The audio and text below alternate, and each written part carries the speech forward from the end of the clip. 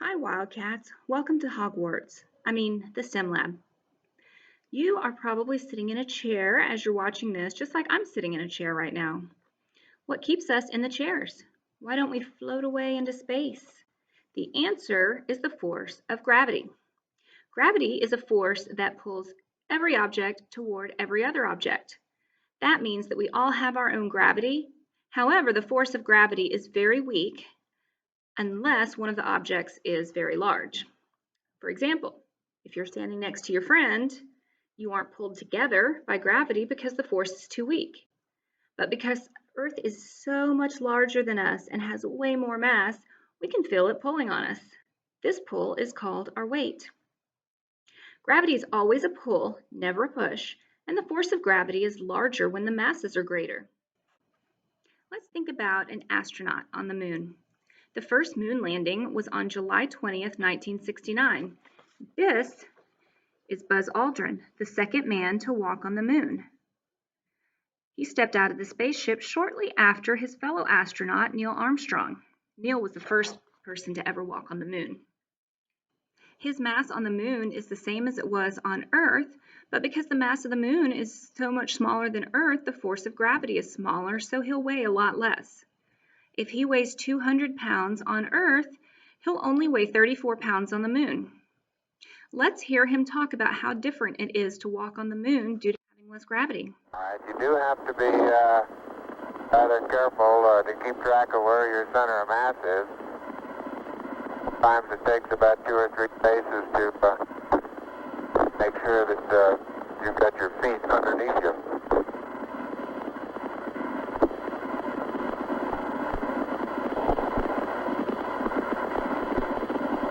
And about 2 or 3 or maybe 4 easy paces can bring you to a fairly smooth stop. The last moon landing was in December of 1972. Astronaut Eugene Cernan, currently the last man to walk on the moon, shows us that he can bounce along its surface like he was on a trampoline due to the lower force of gravity. Hippity-hoppity, hippity-hoppity, hippity-hopping over hill and dale. Da-da-da-da-da. For our lab today, we will be exploring the effects of gravity on objects by doing 3 quick experiments. The first experiment is called Fly It. I have here a piece of paper and I want to make it fly. What's something I can do to the paper to help it fly? What do you think? Well, what I'm going to do is I'm going to make a paper airplane.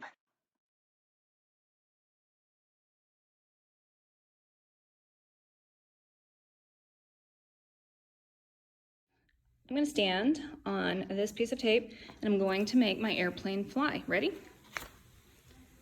There it goes. I'm going to mark the landing point with another piece of tape, and then I'm going to measure between the pieces of tape to see how far my little airplane flew. All right, I have stretched a measuring tape from the beginning piece of tape until the end, and it's going to show you the markings. So this measuring tape is in centimeters. This is just telling me it's 10 meters long total if you pull it all the way out. So you see it counts by tens, and then it says 1 meter. And then it counts by tens again. 2 meters, 3 meters, 4 meters, 5 meters, and 10 centimeters. So every meter is 100 centimeters. So counting by 100s, that would be 500 centimeters here, plus 10 is 510. So let's do some journaling. If you'll go to the next clean page in your journal and write at the top, gravity, that's the title of our experiment, and then a number 1, fly it, and then letter A, the paper flew because, and I want you to tell me in your words why the paper flew, and then B, the paper flew 510 centimeters. So pause the video and get all this written down and then come back to me. So why do you think my airplane flew as far as it did? 510 centimeters is kind of a lot. There are a couple of reasons for that. First, I applied a force to the airplane by pushing it when I threw it. And secondly, the shape of the airplane helps it to fly. When the airplane flies forward, air moving over and under the wings provides an upward lift force. At the same time, air is pushing back against the plane that creates resistance, and that slows the plane down, and then gravity pulls it toward the ground, which causes it to eventually land. Let's look closer at how gravity pulls things down. I'm going to take a separate sheet of paper and I'm going to drop it to the ground at the same time that I drop my airplane. Which one do you think will hit the ground first? Or will they both hit at the same time? Let's see. Okay, I've got my second piece of paper and my airplane, and I'm going to drop them both. So let's see which hits the ground first. Okay. So the airplane hit the ground before the unfolded or flat piece of paper. Why do you think that is? Well, the force of gravity is the same on both the airplane and the flat paper because they have the same mass. And the air is pushing back against both the plane and the unfolded paper. But the flat paper has a much larger surface for the air to push back against than the plane. When the plane is falling like this, the air can push a little bit, but there's a lot smaller area than if I drop a paper like this, and the air can push back against all of this. So what that causes is more air resistance on this paper, and it makes it fall to the ground slower. Let's go back to your journals. So we could write a whole lot about why the airplane fell to the ground before the paper did, but I tried to sum it up in one sentence here. So it says, the airplane hit the ground before the flat paper because the flat paper has more surface area and the air slows it down.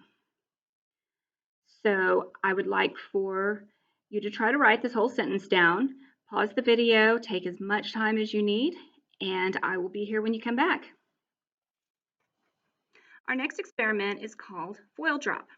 I have here 2 sheets of aluminum foil.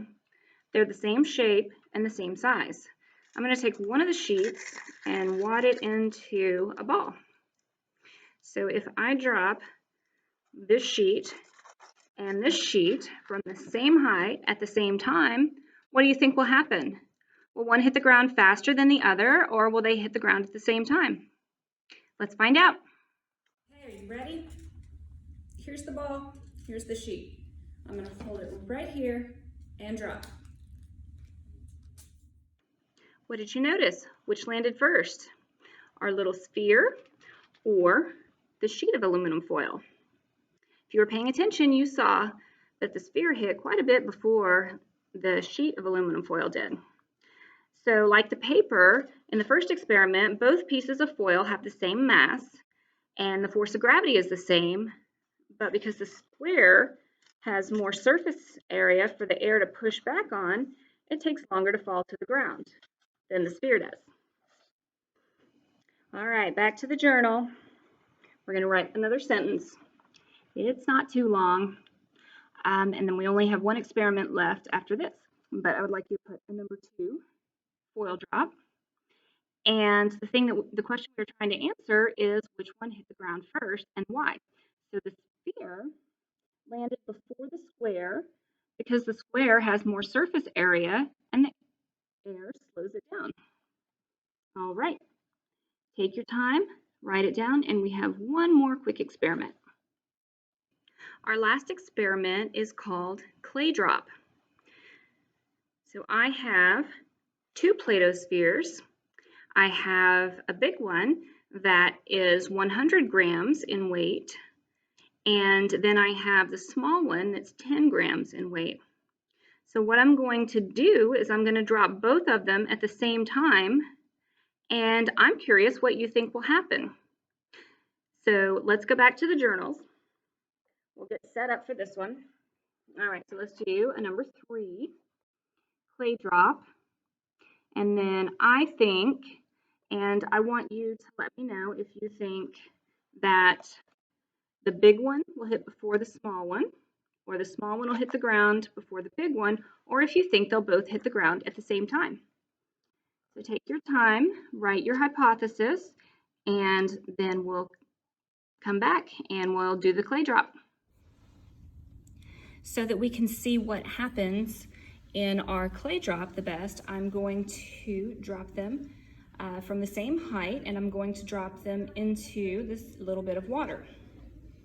All right, so remember what you thought, which one will hit first, or if they'll both hit at the same time. So I'm gonna raise them up to the same height. You'll have to trust me on this. And I'll say 1, 2, 3.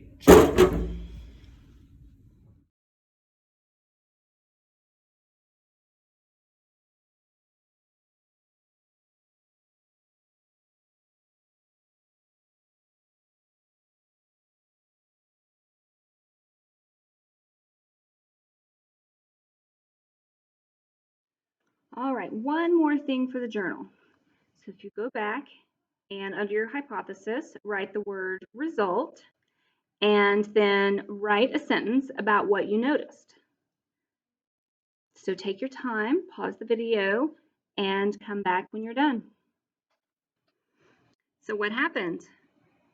Both spheres landed at the same time. Even though the small and large spheres have different masses, they both experienced the same increase in speed due to gravity. I hope you've enjoyed learning more about gravity today.